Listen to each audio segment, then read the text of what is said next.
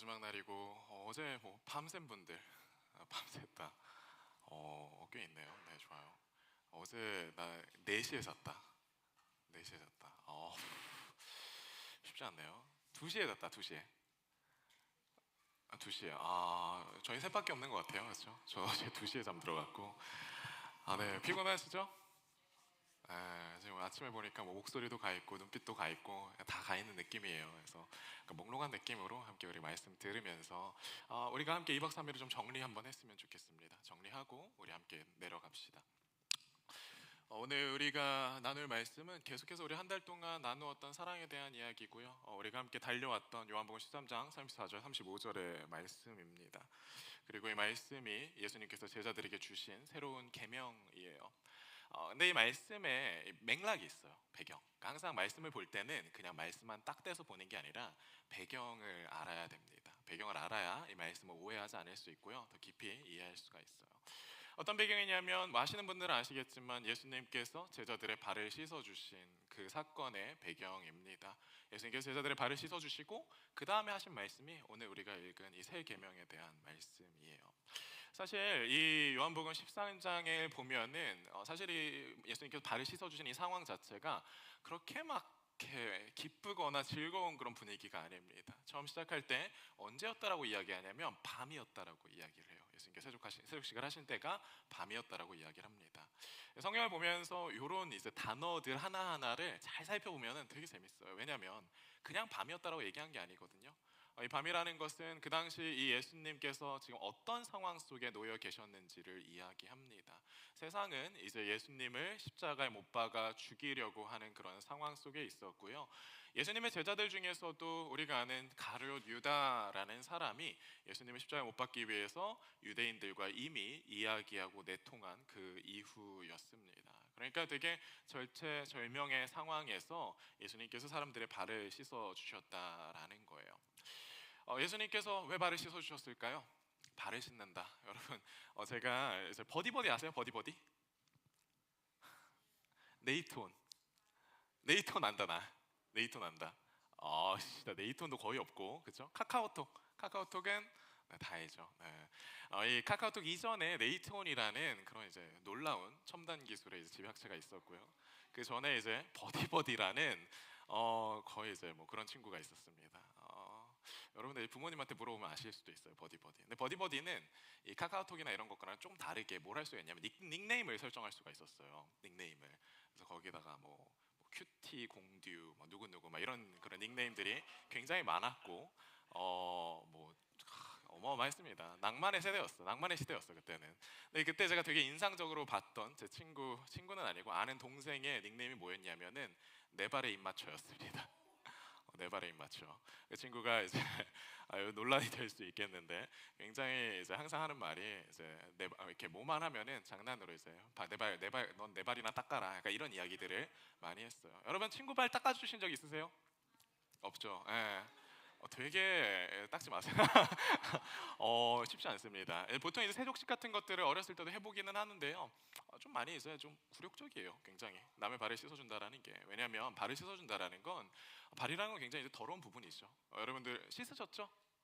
여기서 발을 한번 꺼내보라고 얘기하진 않을게요. 근데 한 2박 3일 동안 이렇게 수고하고 막 뛰고 그러다 보면은 오묘한 냄새가 이제 발에서 납니다. 근데 여러분 이때는 심지어 우리처럼 뭐 이런 좋은 뭐 양말, 신발 이런 거 신고 다니던 때가 아니라요. 보통 샌들을 신고 다녔습니다. 샌들을 신고 다니거나 맨발로 다니거나 그러면서 지금은 이제 화장실이 굉장히 잘 돼 있잖아요. 그렇죠? 근데 이제 우리 이렇게 제가 한 20년 전이에요. 지금은 아니고 20년 전에 이제 중국에서 제가 봤던 건 뭐냐면 길을 다니는데 와 여기저기 똥들이 어마어마하게 남아 있습니다. 그러니까 이 개똥이 아니라 사람 똥이 갈 때 사람 똥이 여기 있고 이거는 분명히 사람이 싼 똥이야. 막 이런 것들이 막 있는 거예요. 그것도 이제 우리가 2000년대잖아요. 근데 2000년 전에 이스라엘에서는 얼마나 더 있겠습니까? 그렇죠? 그 로마 시대를 보면은 사람들이 길거리에다가 뭐 똥을 싸고 오줌을 싸는 것들 때문에 굉장히 좀 문제가 많았다라고 얘기를 해요. 그래서 하수도 시스템을 좀 만들고 그런 식으로 이제 발달을 했다라고 하는데 그 당시에 뭐 길거리라고 하면은 쉽게 말해서 뭐 똥이나 오줌 같은 것들, 뭐 더러운 것들이 막 난리 나고 막 이런 곳이었습니다. 그래서 집에 와서 이 발을 닦아주는 건 누구의 일이었냐면 하인들의 일이었어요. 집에 와서 하인들이 주인의 발을 닦아주고 씻어주는 것들이 제일 먼저 하는 그런 일이었다라는 거죠. 근데 오늘 보면은 왜 예수님께서 발을 닦아주셨을까? 없었던 거죠. 발을 닦아줄 하인이 그 집에 아무도 없었던 거예요. 12제자가 예수님과 함께 사역을 막 하고, 그리고 나서 막 이런 귀신도 치유하고 병도 고치고 뭐 이렇게 수련회도 하고 그러고 돌아왔는데 보니까 다 발이 더러운 거예요. 발이 다 더러운 거예요. 발이 더러운데 뭐냐면 누구도 이 발을 자기가 씻고 싶어 하지도 않고, 누구도 다른 사람들의 발을 보면서 씻어줄 생각을 하지 않습니다. 다 눈치만 보고 있는 거예요. 약간 나다 싶으면은 좀 씻지, 나다 싶으면 좀 나와서 좀 먼저 이렇게 물 갖고 와서 좀 씻어주지라는 그런 기대들을 가지고 있었던 겁니다. 그렇죠, 여러분. 우리가 뭐 사역할 때도 그렇잖아요. 뭔가 사역할 때 제일 어려운 건 뭐냐면 어려운 일들이 있어요. 뭔가 옮기거나 아니면 청소하거나 섬기거나 해야 될 일들이 있는데 그 일들을 하기 좋습니까? 귀찮죠, 그렇죠? 저도 이제 설거지 집에 이렇게 막 쌓여 있으면은 아내랑 좀 눈치를 봐요. 누가 누가 저거를 하나? 냄새 나는데 저 사람은 왜 설거지를 안 하고 있을까? 서로 말은 먼저 못 꺼내요. 왜? 말 꺼내면은 조금 이제 짜치잖아요. 그러니까 말은 못 꺼내고 있다가 가만히 하다가 괜히 다른 거 가지고 이제 기분이 상합니다. 사실 이거 직접 내가 섬기는 것들이 어렵습니다. 그냥 닦아버리면 된다라고 생각을 하지만 사실 여기는 조금 더 심층적인 의미가 있기 때문에 그래요. 더 귀찮고 힘들고 어려운 일들을 하는 것이, 더러운 일을 하는 것이 더 낮은 사람이라는 이해가 있기 때문에 그렇습니다. 그렇죠? 내가 지는 것 같고, 내가 저 사람 아래에 들어가는 것 같고, 내가 굉장히 굴욕적인 그런 상황을 겪고 있다라고 생각을 해요.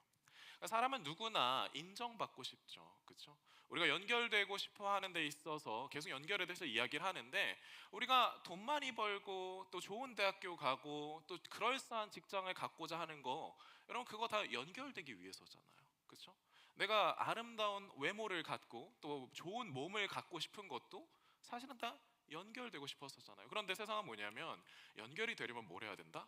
그럴듯한 이름이 있어야 된다라고 요구를 합니다. 그렇죠? 그냥 뭐 아무리 이렇게 성격이 좋은 것처럼 보여도 나는 참 뭐 다 이 세상은 사랑이야라고 생각을 해도 얼굴이 이제 조금 화구가 이제 좋지 않으면 밖에 나가서 이제 자매들에게 말을 걸기도 좀 이제 두려워지는 게 그게 현실입니다. 그렇죠? 제 얘기예요. 네. 네, 그랬어요. 저 진짜 되게 못생겼었거든요. 그러니까 못생기니까 옆에 있는 진짜 잘생긴 친구한테는 자매들이 그냥 와서 말을 걸어요. 이 친구는 아무 말도 안 해요. 근데 막 와서 말을 겁니다. 저한테는 이제 가서 이제 뭐 어떤 걸 해야 이 사람들이 나에게 사랑을 줄 수 있을까? 이 사람들이 나에게 말을 걸 수 있을까? 그렇게 애처롭게 보지 마세요. 네. 그런 이야기들이 있다라는 거죠. 그렇죠? 세상에서 우리가 잘 나가고 싶은 데에는 사실 모든 사람들은 그냥 연결되고 싶은 거예요. 그렇죠? 다 이야기하는 게 뭐죠? 그래도 이 정도 직업은 있어야, 이 정도 집은 있어야 결혼할 수 있지 않겠어요? 그러니까 포인트는 결혼이에요. 근데 결혼을 하려니까 어느 정도 커리어와 스펙과 뭔가가 있어야 다른 사람이 나를 인정해주고 나와 연결될 수 있겠더라라는 거죠. 세상은 원래 그렇습니다. 그래서 사람들이 다른 사람들 발을 닦아주기 싫어하는 거예요. 왜냐하면 내가 낮아지면, 다른 사람 밑으로 가면 연결될 수 없고 사랑받지 못한다라고 생각하기 때문에. 세상 사람들은 높은 황제와 귀족들을 사랑하지 하인과 종을 사랑하지 않기 때문에 나는 더 높은 곳으로 올라가야 된다라고 생각을 하는 거죠. 여러분, 그 생각들이 서로가 높은 곳이라고 생각하는 게 서로가 다 달라요. 그렇죠? 다 다릅니다. 사실 그 사람이 살아오면서 이 관점은 확실해지게 되고요. 다양한 이 높은 곳으로 향하는 마음들이 그 가운데 이제 생기게 됩니다. 자신만의 요건 조금 어려울 수 있는데 높낮이가 생기는 거예요. 그러니까 제가 단순하게 항상 뭐 돈, 커리어 뭐 이런 걸 얘기를 하지만 그게 일반적으로 우리가 갖고 있는 보편적인 문제라서 그렇지, 사실은 사람마다 구원의 기준이 좀 다릅니다. 어떻게 해야 구원받는다라는 게 조금씩 다 달라요. 그러니까 오늘 말씀에서 당연히 그냥 뭐 사람들이 그렇게 뭐 이렇게 낮아지는 걸 싫어한다라고 이해해도 좋지만, 한번 조금 더 우리 깊이 한번 생각을 해보자고요. 사람들이 낮아진다라는 게 사람들마다, 어떤 사람은 돈을 정말 중요하게 생각하는 사람이 있고요. 또 저 같은 이제 달리기 좋아하는 사람들은 사실 돈이나 이런 것들은 중요하지 않습니다. 달리기 실력, 수치가 있거든요. 그게 굉장히 이제 중요합니다. 차가 중요한 사람들은 얼마나 좋은 차를 타고 있느냐가 제일 중요하고요. 각자만의 그 기준과 조건들이 좀 생기더라라는 겁니다. 그리고 그 기준들이요, 사실은 우리가 다른 사람을 사랑하는 것들을 막아서게 되죠. 우리가 높아지고자 하는, 우리가 다른 사람들과 연결되고자 하는 우리의 마음들이 우리 강사님이 계속 말씀해 주셨던 것처럼 아이러니하게도 벽을 만들게 되고 그 안에 나를 가두게 되는 그런 불쌍한 일들이 벌어지게 되더라라는 겁니다. 이 벽은요, 어떻게 생기게 되냐면 우리가 감정을 잘 처리하지 못하게 되면 생겨요. 아까 얘기한 것처럼 내가 외모 때문에 거부받았던 경험들이 있으면 외모에 집착을 하게 되고요. 내가 성적 때문에 부모님께 인정받지 못했던 그런 경험들이 있으면 성적에 집착하게 됩니다. 내가 돈 때문에 내가 하고 싶은 걸 못했던 그런 불쾌한 경험이 있으면 내가 돈을 위해서 달려가게 되는 거죠. 각자는 그렇게 각자의 성을 쌓게 되고 각자의 벽을 쌓게 됩니다. 그리고 그 벽을 쌓으면서 얻고자 하는 것은 구원이죠. 내가 높아지는 것, 그리고 내가 다른 사람들한테 그럴듯한 사람이 되는 것. 오늘 이 말씀에 이 밤에 이 두 종류의 사람이 나옵니다. 사실은 그 안에 있는 제자들도 포함되어 있는데요. 대표적으로 예수님께서 발을 닦아주시는 이 사건 가운데에 크게 두 사람이 등장을 해요. 한 사람은 베드로와 한 사람은 가룟 유다입니다. 베드로와 가룟 유다는 서로가 다른 모습으로 다르게 주님을 거부합니다. 주님께서 뭐라고 말씀하시냐면 베드로에게도 제자들에게 내가 너희의 발을 닦아줘야겠다라고 말씀을 하셔요. 제자들은 뭐 그냥 그리고 예수님이 하시겠다고 하니까 좀 불편하고 꺼림칙하지만 발을 내어 드립니다. 그런데 베드로는 예수님에게 뭐라고 하냐면 주님 그러실 수 없습니다. 주님 제발 제가 죽어도 주님 제발 닦으실 수 없습니다라고 이야기를 합니다. 베드로의 마음엔 그런 게 있던 거예요. 뭐냐면 내가 예수님의 수제자고 예수님이 가장 높으신 분인데 그런데 예수님께서 낮아지신다면 그럼 어떻게 돼요? 예수님을 가장 잘 따르는 나도 낮아져야 하는 거잖아요. 그렇죠? 예수님께서 내 발을 닦으시면 나도 그 예수님의 발을 닦고 그럼 나도 다른 제자들의 발을 닦아야 되는데 주님 그럴 수 없습니다. 제가 밑에 애들 시켜갖고 발 닦아드리게 할게요 라고 이야기를 하는 겁니다. 여러분 이 모습이 어떻게 보면은 참 멋있고 어떻게 보면 예수님을 위하는 모습 같지만 사실은 자기의 자리를 지키고자 하는 그 두려움에서 나오는 모습입니다. 내가 믿고 내가 의지하고 내가 생각하고 있던 그 가치가 내가 붙들고 내가 예수님께서 만약에 이 로마의 온 세상의 주인이 되시면 그 옆에 앉을 수 있겠다라고 하는 그 마음 자체가 예수님께서 낮아져 버리시면은 무너져 버리기 때문에 이거는 좀 안 된다라는 거죠. 실제로는 예수님을 위하는 것처럼 보이지만 자기 자신의 자존심을 지키기 위한 행동입니다. 이 가운데 가룟 유다라는 사람이 나옵니다. 가룟 유다는요 그 가운데에서 발을 닦기는 닦아요. 그러나 이 가룟 유다는 그 안에서 계속해서 다른 마음을 품고 있습니다. 왜냐하면 가룟 유다는 이 이스라엘이 처한 상황 가운데에서 예수님께서 하실 일은 로마를 제압하고 유대 나라를 제압하고 새로운 하나님의 나라를 만드셔야 된다라고 굳게 믿고 있었거든요. 그리고 예수님께서 그러실 수 있다라고 믿고 있었어요. 왜? 너무 놀라운 기적들을 많이 행하시니까. 사람들도 예수님을 막 다 따르니까. 그런데 가룟 유다가 예수님을 따라다니면 따라다닐수록 마음속에 한 가지 의심이 생깁니다. 문제가 생겨요. 이게 맞을까? 이게 괜찮을까? 내 마음속의 생각에는 예수님이 언젠가 이 로마의 황제의 자리를 차지하고 나는 그 예수님 밑에서 높은 사람이 되어 세상을 읽어가야 하는데 그런데 예수님께서 자꾸 가시는 길이 자기 무덤을 파는 길을 자꾸 가신단 말이에요. 유대인들과 대립하고 그리고 사람들이 막 예수님한테 막 와갖고 왕을 세우려고 하면 도망 다니시고 그런 가운데 가룟 유다 마음 가운데는 다른 생각들이 생기게 됩니다. 여러분 우리가 예수님을 따르면서 우리 마음 가운데 있는 생각들을 뒤집어 볼 필요가 있어요. 우리가 예수님을 따른다라고 이야기를 하지만 실상은 내 가치, 내 생각 그리고 내가 믿는 구원의 길이 예수님께서 보여주시는 구원의 길이라고 생각해서 따르는 경우들이 너무 많습니다. 예수님 믿으면 내가 좀 더 이 세상에서 잘 나가게 되겠지라거나 예수님 믿으면 내가 이 세상에서 좀 더 내가 괜찮은 사람이 되겠지라거나 여러분 그 다른 것들을 쫓는 데 있어서 예수님이 도움이 되기 때문에 내가 내 성벽을 쌓는 데 있어서 예수님이 도움이 되기 때문에 예수를 따르는 사람들이 있더라라는 거죠. 근데 이 사람들에게 항상 예수를 따르다 보면 어떤 분기점이 오냐면 내가 갖고 있는 생각을 내려놓아야 하는 그 분기점이 옵니다. 내가 전혀 상상하지 못했던 방법으로 주님께서 일하시는 것 같아 보이는 그 분기점이 올 때가 있어요. 나는 분명히 이게 옳다라고 생각을 하는데 주님께서 내가 틀렸다라고 생각하는, 이건 문제야라고 생각하는 그 방향으로 가고 계신 것들을 보게 될 때가 있습니다. 내 삶에서 일어날 수도 있고요, 혹은 내 공동체 가운데에서 일어날 수도 있어요. 그때 우리 뭘 해야 되냐면 선택을 해야 하는 거죠. 내가 옳다라고 믿는 것들을 선택해야 하는가, 아니면 주님께서 옳다라고 믿는 것들을, 과감히 나의 것들을 내려놓고 선택을 해야 하는가, 이런 그 고민을 하게 됩니다.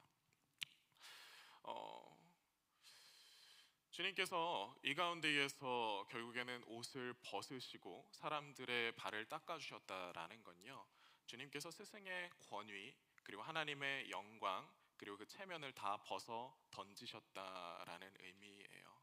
우리가 그렇게 추구하던 것들을 여러분, 하나님께서 버려야 된다라고 이야기를 하실 때, 내려놓아야 된다라고 하실 때 우리는 고민을 하겠죠, 그렇죠? 하나님한테 기도하고 하나님께 예배하고 하나님을 찬양해서 너무나 좋은 학교에 들어가게 됐어요. 근데 어느 순간 하나님이 너 그 학교 나와야 된다라고 말씀을 하신다면 우리는 그러면 거기에 순종할 수 있을까요? 내가 하나님께 기도해서 너무 좋은 이제 여자친구를 만나게 됐어요. 남자친구를 만나게 됐어요. 근데 만나게 되니까 좀 헤어져야 될 것 같아요. 그럼 여러분 그때 순종할 수 있겠습니까?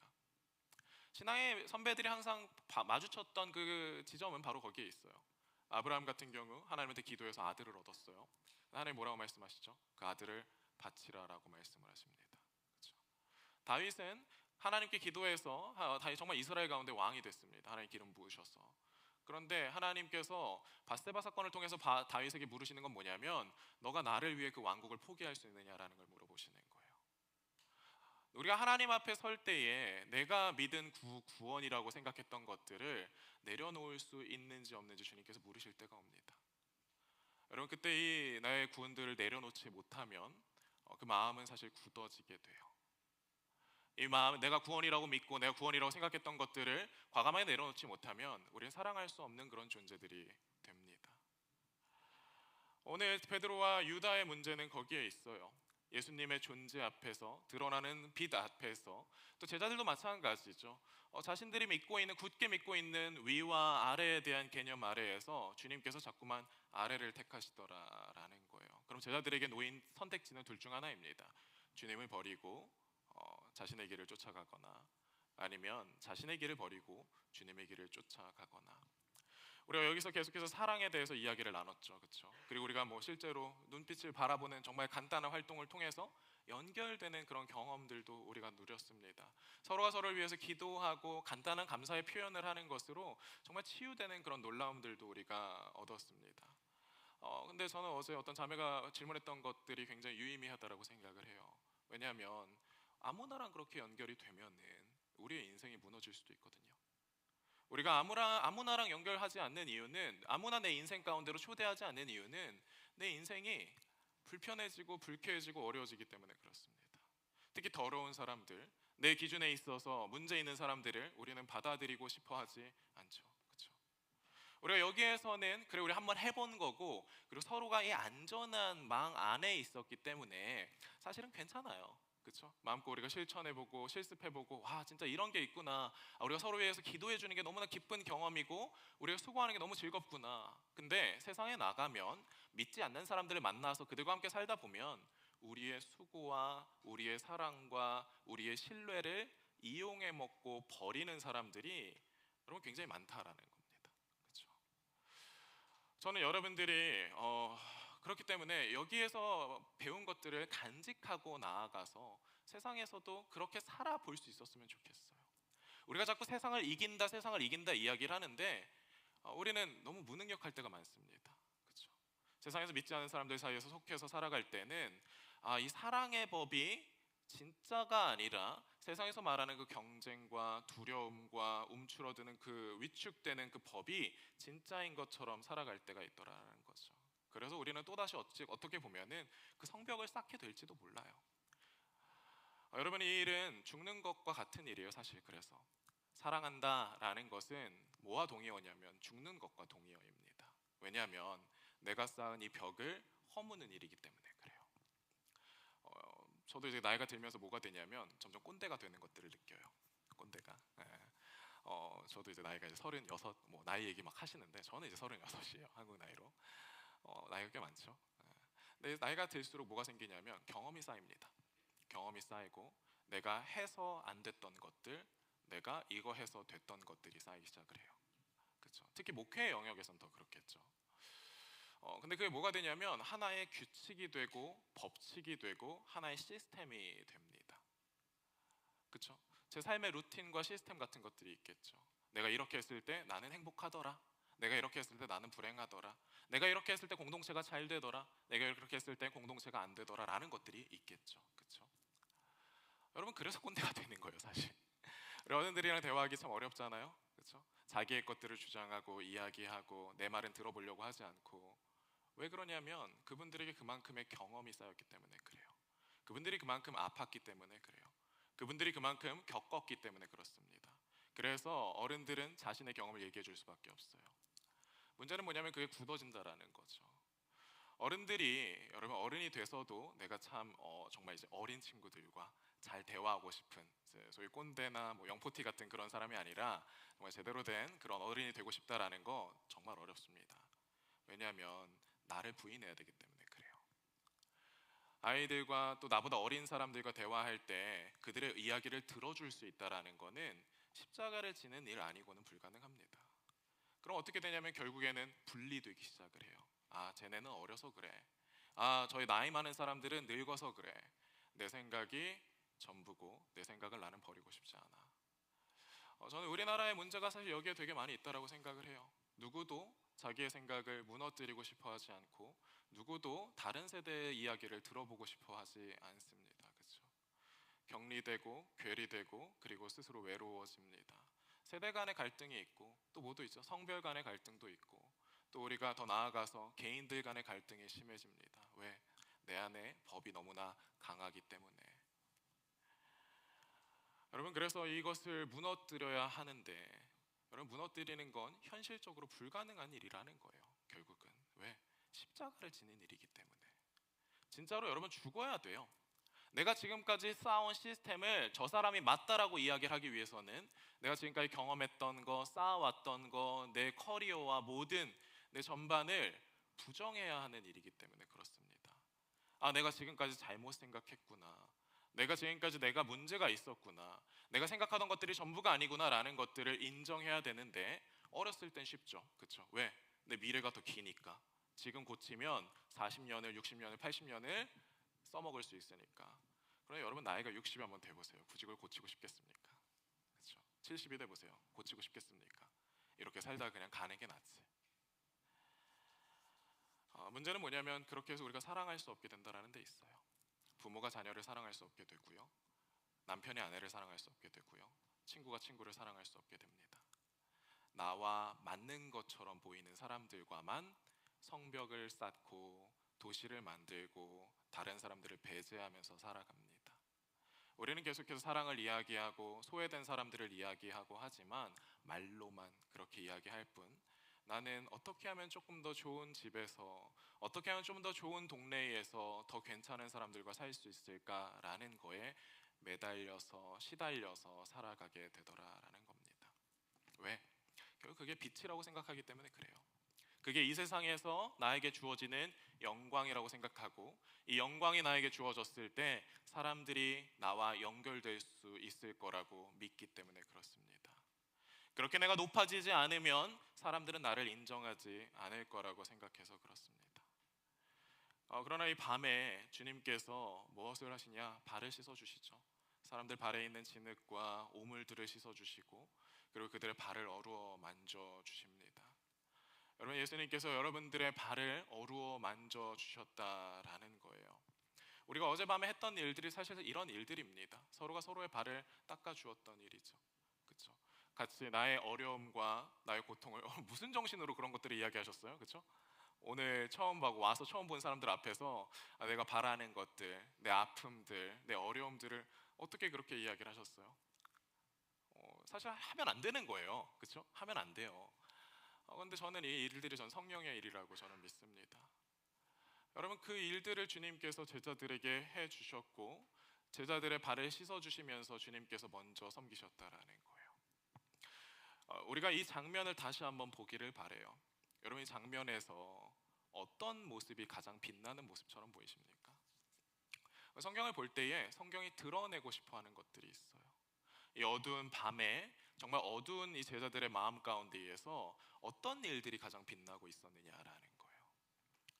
우리가 이 말씀을 13장을 쭉 읽어 내려가다 보면은, 그리고 이후에 어떤 일이 벌어지는지를 알게 되면은, 예수님께서 이 발 닦아 주셨던 일이 너무나 아름답다라는 걸 깨닫게 됩니다. 왜? 예수님은 알고 계셨거든요. 이 제자들이 예뻐서 그럴만해서 발을 닦아 주신 게 아니라 가룟 유다가 자신을 배반할 것을 알고 있었어요. 13장에 보면은 사탄이 이미 가룟 유다의 마음에 예수를 팔 마음을 넣었다라고 이야기를 합니다. 알고 있었어요. 베드로가 예수님을 부인할 것을 예수님은 알고 계셨습니다. 다른 제자들이 예수님께서 십자가에 못 박혀 돌아가실 때에 아무도 그 자리에 남지 않고 다 도망갈 것을 예수님은 알고 계셨어요. 그런데 그럼에도 불구하고 예수님께서는 그 자리에서 묵묵히 해야 할 일을 하십니다. 저 사람이 변할 거야, 저 사람이 변해야 해, 너가 변해야 하는 그 조건을 가지고 사랑을 실천하는 게 아니라 예수님은 그냥 그 자신으로 빛으로 그 가운데 계셨고, 어떤 행동이 올바른 행동이고 어떤 행동이 아름다운 행동인지를 그들에게 보이셨다라는 겁니다. 이 장면을 통해서 우리가 보게 되는 것은 예수님의 빛됨이에요. 예수님이 저렇게 사는 게 아름다운 삶이구나, 의미 있는 삶이구나. 그리고 우리가 나아가서 해야 하는 일 또한 동일합니다.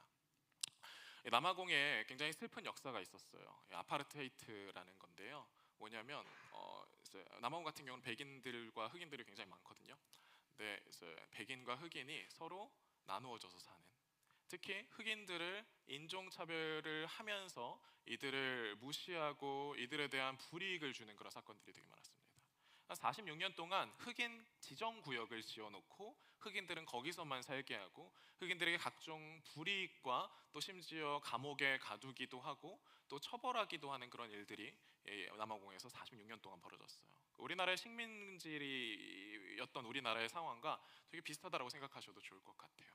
더 심했죠. 왜? 피부색만으로 이 흑인들은 사람 대접을 받지 못했으니까.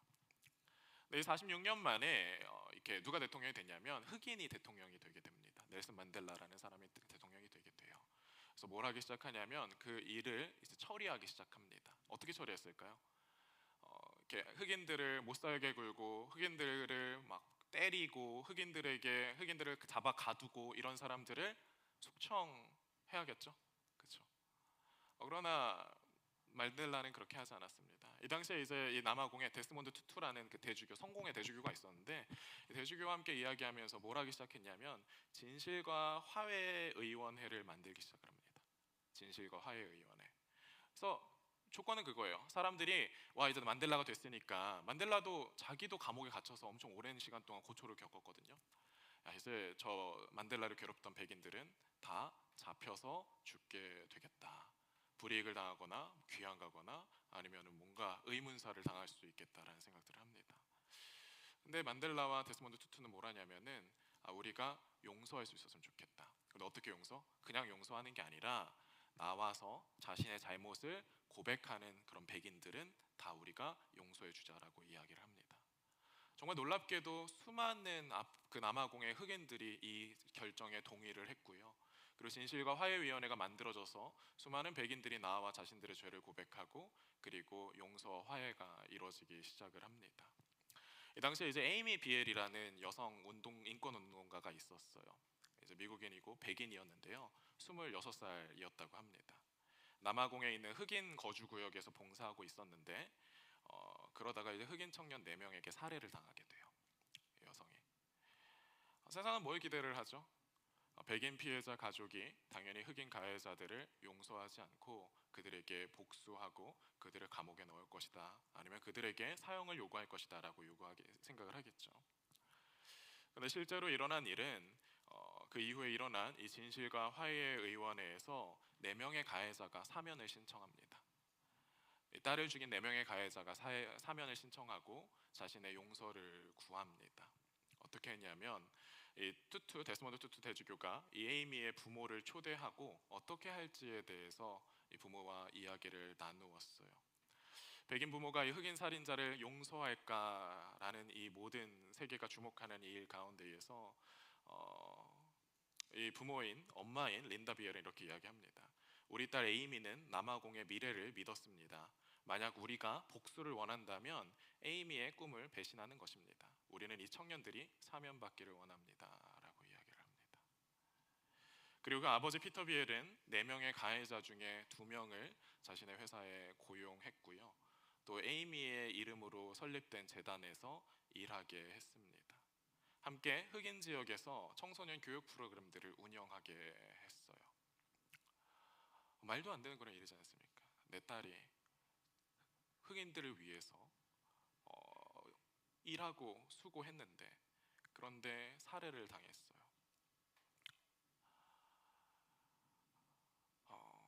여러분 이 일이 어떻게 생각하세요? 어리석은 일 같으십니까? 아니면 문제 있는 일이라고 생각하십니까? 좋은 일이라고 생각을 하십니까? 참 어두움 가운데에서 우리가 할 수 있는 선택은 복수 아니면은 그냥 무참하게 그 가운데에서 피해자로 아니면 정말 어떻게 보면 능력 없는 자로 짓밟히는 일 2개밖에는 없다라고 우리는 생각할 때가 많은 것 같아요. 그러나 이 용서를 할 때에 놀라운 일이 벌어지게 됩니다. 이 가해자 중엔 한 명이 이렇게 고백을 하는데 뭐라고 얘기를 하냐면 비엘 가족이 나를 용서했을 때 나는 처음으로 인간이 된 기분이었습니다. 그들은 나를 살인자가 아니라 회복될 수 있는 사람으로 봐주었습니다 라고 이야기를 합니다. 데스몬드 투투가 그 이후에 이제 이렇게 설교를 해요. 이것이 부활입니다. 죽음에서 생명이, 증오에서 사랑이, 복수에서 화해가 나왔습니다. 이것이 십자가의 능력입니다 라고 이야기를 합니다. 이 사건을 본 모두가 여러분 이 이야기를 듣는 우리의 마음에는 무엇이 더 옳은 일이고 무엇이 더 맞는 일이라는 생각이 드십니까? 어떤 일이 어둠이고 어떤 일이 더 빛이죠?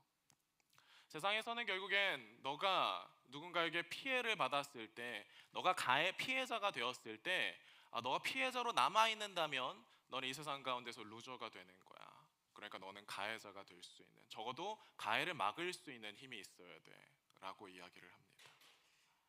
그러나 성경의 이야기, 성경의 가르침은요, 우리가 피해자가 피해자로 남지 않을 수 있다라는 거예요.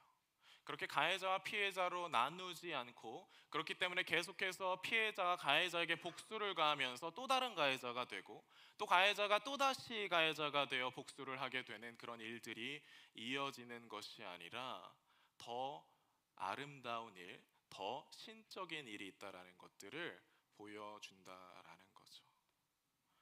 여러분 우리가 결국에는 높아지는 것들을 원하지 않습니까?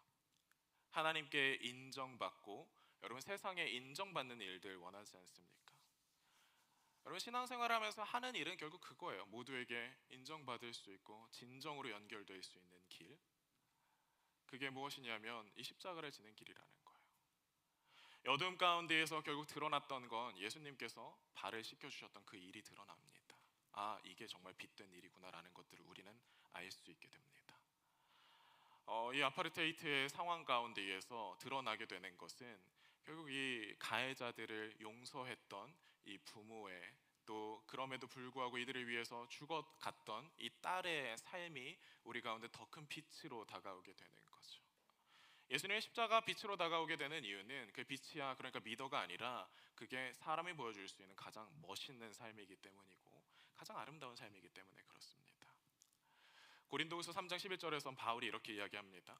영광 되었던 것이 더 큰 영광으로 말미암아 이제 영광 될 것이 없으나 없어질 것도 영광으로 말미암았은즉 길이 있을 것은 더욱 영광 가운데 있느니라라고 이야기를 합니다. 영광이 어마어마하게 많이 나와요, 그렇죠? 되게 막 복잡한 이야기 같지만 단순하게는 이런 거예요. 사람들이 예전에는 뭐 황제가 되는 것, 귀족이 되는 것, 비싼 물건을 갖게 되는 것, 좋은 일을 하게 되는, 좋은 그런 회사에 가게 되는 것, 이런 일이 영광이라고 생각을 했다라는 거예요. 그런데 예수님께서 무엇을 보여주셨다? 그것보다 더 큰 영광을 보여주셨다라는 거예요. 사람이 누릴 수 있는 더 아름다운 경지를, 사람이 보여줄 수 있는 더 놀라운 신적인 모습들을 보여주셨다라는 거죠. 그렇기 때문에 이전에 우리가 영광처럼 느껴졌던 것들은 더 이상 영광이 아니다라는 이야기인 겁니다. 여러분, 교회는 이 영광을 찬양하고 그리고 이 영광을 구하는 곳이에요. 우리가 신앙생활에 대해서 많이 오해하고 있는 게 뭐냐면, 하기 싫은 거 해야 된다. 뭐 사랑하라니까 정말 하기 싫은데 어쩔 수 없이 해야지. 남을 도와주라니까 정말 어쩔 수 없이 도와줘야지. 낮아지라니까 나는 좀 낮아져야지. 제 발 씻겨줘야 돼. 진짜 싫은데. 그리고 욕하면서라도 내가 발 씻어줘야지. 물론 여기도 이제 그 정도도 괜찮지만, 너무 훌륭한 신앙이지만, 여러분 조금 더 나아갔으면 좋겠어요. 우리는 이곳에 왜 모입니까? 우리는 왜 신앙생활하고 왜 하나님을 찬양합니까? 왜냐하면 우리는 진짜 빛을 사모하기 때문에 그런 거 아니에요? 진짜 빛을 우리는 너무나 구하고 있기 때문에 그런 것 아닙니까? 저 어젯밤에 여러분들이 그렇게 고백하고 같이 서로 위해서 기도해주고 같이, 저는 그렇게 여러분들이 좋아해서 오래 기도할 거라는 생각을 안 했어요, 사실. 그래서 되게 짧게 기도하고 그러고 막 이렇게 하는데, 여러분들이 한 사람 한 사람 위해서 진심으로 나누고 그 사람을 위해서 진심으로 기도해 주더라고요. 저는 이게 제정신으로 되는 일인가 싶어요. 그렇죠? 여러분, 술 왜 마셔요? 그거 하려고 마시잖아요. 그렇죠? 약간 알딸딸하고 몽롱한 그 상태에서 사람의 본심이 나오고 진짜로 연결될 수 있다고 내가 믿으니까 술을 마시는 거예요, 사실. 그게 아니면 몸에도 안 좋고 맛도 없는, 위스키는 맛있다고 하던데, 아무튼 뭐 그런 것들을 왜 굳이 마십니까? 깡소주를 들이키면서 그 자리에서 연결되고 싶어서요. 성경은 이야기해요. 술 취하지 말라. 성령에 취하라. 왜? 술은 우리에게 잠시간의 그런 이야기들을 할 수 있게 해주고 잠깐 우리를 정신을 놓게 해서 연결될 수 있게 하지만, 성령은 어제 우리가 함께 나눌 수 있는 그 힘을 주셨던 그 성령은 우리가 이 자리를 떠난 이후에도 계속 우리 안에서 역사할 것이기 때문에 그래요. 그리고 술은 우리를 육체의 욕망으로 이끌어가지만 성령은 우리를 더 아름다운 빛의 세계로 우리를 이끌어가기 때문에 그렇습니다. 여러분, 저는 이것만큼 재밌고 즐겁고 행복한 일이 전 없다라고 생각을 해요. 여러분들이 교회에 나와라, 우리 신앙생활 하자, 소그룹 모임 해라라고 얘기하는 이유는 더 좋은 거 하자라고 하는 거지. 우리는 뭐 교회 다니니까 술 마시면 안 되니까 어쩔 수 없이 술 없이 그냥 술모임이라도 해야지 라고 하는 게 아니라는 거예요. 여러분, 그렇게 술 마시면서 할 수 있는 일, 파티 가서 할 수 있는 일보다 더 고차원적이고 아름다운 일이 주님께서 우리에게 가르쳐주신 그 사랑 안에 있다라는 것들을 여러분들이 배웠으면 좋겠고, 여러분들이 그런 것들을 누리셨으면 좋겠고, 세상 안에 여러분들이 알려주셨으면 좋겠습니다. 성령으로 함께함이 얼마나 큰 기쁨이고 즐거움인지, 그렇게 살아가는 삶이 얼마나 놀랍고 아름답고 충만한 삶인지를 여러분 깨달아가는 그 인생이 그리스도인의 인생이고 정말 복받은 인생이에요. 어제 우리 담임 목사님께서 말씀하셨죠. 뭐라고 말씀하셨냐면, 누렸으면 좋겠다고. 여러분들에게 신앙이 줄 수 있는 것들, 예수 십자가가 우리에게 주는 그 참된 생명을 누렸으면 좋겠다고.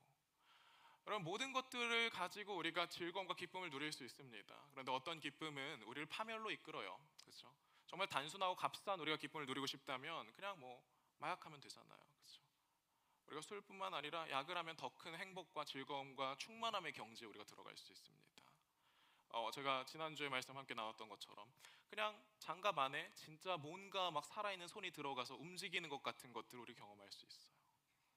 그러나 여러분, 그 안에 있는 손이 무엇이냐에 따라서 여러분이 장갑이 진짜가 될 수도 가짜가 될 수도 있다는 게 말씀에서 우리 가운데 주시는 이야기입니다. 여러분, 계속해서 우리가 이 일들을 해나갔으면 좋겠습니다. 어제 우리가 함께 했던 것들, 우리가 인텐스하게 수련회 와서 했던 것도 있어요. 사실 생각해보면 우리 오랜 시간 여기에서 보냈던 것도 아니잖아요. 딱 하루 보냈어요. 어제 토요일 하루. 그럼에도 불구하고 이 큰 기쁨을 누릴 수가 있다면, 여러분, 우리가 함께 더 나아가면서 해나가는 신앙생활 가운데에 얼마나 더 큰 아름다움과 기쁨이 있겠습니까? 그렇죠? 여러분의 순환에서 이런 기쁨들이 이루어졌으면 좋겠어요. 순환에서 정말 진심으로 모이고 그냥 순모임 해야 되니까 모이는 것이 아니라 진심으로 모여서 서로의 이야기를 들어주고, 우리 순장님들 눈 맞추는 것도 한번 해보시면 좋을 것 같고요. 서로가 서로를 위해서 진심으로 기도해주는 시간들을 가지시면 좋겠습니다. 여러분, 우리가 예배 드릴 때의 기쁨이 계속해서 넘쳤으면 좋겠어요. 수련회 와서 해나가는 그런 기쁨이 아니라 주님을 향한 영광이 됐으면 좋겠습니다. 여러분의 삶이 정말 빛을 보여주는 그런 일이기를 바랍니다. 이 세상 가운데에 정말 옛사람을 가지고 살아가는 사람들에게 무엇이 빛인지를 보여줄 수 있는 사람들은 여러분들밖에 없습니다. 성령을 입은 사람들, 성령을 가진 사람들밖에 없어요. 주님께서 그래서 말씀하시는 거예요. 새 계명을 너희에게 준다. 너희는 새 사람이다. 사람들이 이야기하는 것처럼 뭐 좋은 옷, 좋은 직장, 좋은 이름들 그런 거 가지고 세상을 살아가는 것, 그게 아니라 내가 이미 너희에게 하나님의 아들, 신의 딸이라는 옷을 이미 입혀주었다라고 주님께서 말씀하십니다. 결국 신앙이 주고 싶어하는 건 바로 여기에요. 어제 우리 목사님께서 말씀하셨던 성화가 여러분들을 데려가고 싶어하는 곳도 이곳입니다. 세상 가운데에 누가 봐도 아름다운 인생을 살 수 있게 만드는 것, 버려지고 하찮고 쓸모없는 그런 인생이 아니라 사람들에게 생명을 주고 세상을 살리는 그런 인생을 살게 되는 게 여러분 성화의 목적이고 성화의 결론입니다. 그런데 문제는 뭐냐면 우리는 제자들 같아서, 찬양팀 올라와 주셔도 좋을 것 같아요. 우리는 제자들 같아서 우리는 사실 우리의 것들을 내려놓기 어려워한다라는 데 있어요. 그렇죠? 오늘 여러분들이 이 말씀을 가지고 내려가실 거예요. 그리고 여기서 했던 경험들을 가지고 내려가실 거예요. 여러분들 압니다. 그렇죠? 나도 알아요. 생각보다 세상 것에는 그렇게 별게 없고 하나님 안에서 함께 우리가 누리는 이 기쁨이 진짜구나라는 것도 여러분 아실 거예요. 근데 그것을 갖고 이 산 밑으로 내려가게 되면은 또다시 우리의 현실이 또 펼쳐지게 됩니다. 자신들의 사람들은 성벽을 쌓고 있고요. 우리도 그 안에서 어떻게 내가 성벽을 쌓아야 될까 고민하고 애쓰고 수고하느라 서로 다투게 될 수밖에 없을 것 같아요. 여러분, 예수님의 제자들이 계속 싸웠습니다. 예수님 십자가에 돌아가실 때까지, 그때까지도 뭘 갖고 싸웠냐면, 주님 누가 높은 사람입니까? 누가 주님의 이 옆자리에 앉겠습니까? 라는 거 가지고 계속 싸웠어요. 그러니까 제자들이 알아들었다 못 알아들었다? 못 알아들었다 못 알아들었다. 그러니까 여러분들이 막 그렇게 살아야 된다라고 얘기하는 게 아니에요. 여러분들이 빛으로 막 살아야 된다라는 게 아니에요. 여러분들은 빛이 될 겁니다. 여러분들은 빛이 될 거예요. 왜냐하면 이 살아가는 일은 내가 하는 게 아니라 하나님이 하시는 일이기 때문에 그래요. 주님께서 항상 말씀하시죠. 요한복음에서도 나는 포도나무다. 너희가 나에게 달려 있으면, 너희가 나와 연결되어 있으면, 너희가 나와 함께하고 있다면 너희에게 열매가 맺힐 거다. 여러분, 나무는 자신이 막 애쓰고 수고해서 열매를 맺지 않아요. 그냥 붙어 있다 보니까 열매가 생기는 겁니다. 저는 생명의 기쁨과 기적이 여기에 있다고 생각을 해요. 저는 어제 여러분들 안에 이 생명의 씨앗이 심겨졌다고 생각을 합니다. 왜? 봤으니까, 경험했으니까, 이런 세계가 있구나라는 걸 느꼈으니까, 주님과 연결되고 또 이웃들과 연결되는 것들을 우리 해봤으니까. 근데 제자들처럼 우리는 또 넘어지고 비교하고 또 우리는 잘 못할 수도 있어요. 다시 막 시야가 좁아져서 내가 해야 되는 일에 막 집중하고 인생을 돌아보지 못하게 될 때가 있을 수 있습니다. 그러나 여러분 믿었으면 좋겠어요. 주님께서 이루실 것이다. 오늘 이 두 제자가 있었다라고 이야기를 했죠. 우리가 왜 베드로는 이 교회의 아버지라고 이야기를 하고, 왜 베드로는 이 제자들 가운데 첫 번째 제자다라고 이야기를 하면서 가룟 유다는 예수님의 배신자라고 생각을 할까요? 둘 다 배신했어요. 사실은 둘 다 배신하고 둘 다 이 당시에 예수님을 제대로 알았냐 그러면 제대로 알지도 못했어요. 왜 한 사람은 정말 3,000명을 살리고 정말 교회의 기반을 또 쌓고 또 하나님의 나라를 확장시켜가는 그 최전선에서 사역하게 되고 아름다운 인생을 살게 되고, 한 명은 목매달아 죽게 되었을까요?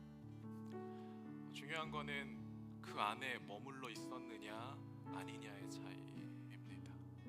머물러 있었느냐 아니냐. 예수님께서 발을 닦아주신 순간 빛이 드러나서 내가 지금 쥐고 있었던, 내가 쌓아가고 있던 이 성벽이 아무것도 아니구나라는 걸 깨달은 순간 가룟 유다는 말씀에 보면 뭐라고 얘기하냐면 뛰쳐나갔다라고 이야기를 해요.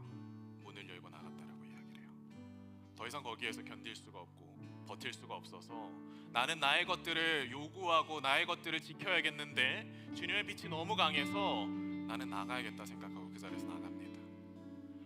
그러나 베드로는요, 나는 아닌 것 같은데 라고 생각하면서도 주님께 발을 내어드립니다. 베드로는 예수님을 3번 부인하지만 그 이후에 예수님께서 찾아오셨을 때 예수님의 사랑 앞에 항복합니다. 베드로는 계속해서 내가 어떠함과 상관없이 주님과 붙어있고 연결되어 있고 그 안에 있으려고 해요. 여러분, 그럴 때에만 변화가 옵니다. 제가 여러분들에게 그렇기 때문에 부탁하고 싶은 건 딱 한 가지예요. 여러분들이 뭐 이음체플뿐만 아니라 어디에 있든지 무엇을 하든지 여러분들의 앞길에 어떻게 되든지 간에 적어도 하나님과만 연결되어 있기를 저는 너무나 바랍니다. 여러분들이 하나님과 연결되어 있고 여러분들이 하나님께 예배드리고 있는 한 하나님께서는 여러분들의 인생을 바꾸어 가실 것이고 여러분들의 인생을 통해서 세상 가운데의 빛을 드러내실 겁니다. 우리 함께 일어나셔서 함께 찬양합시다.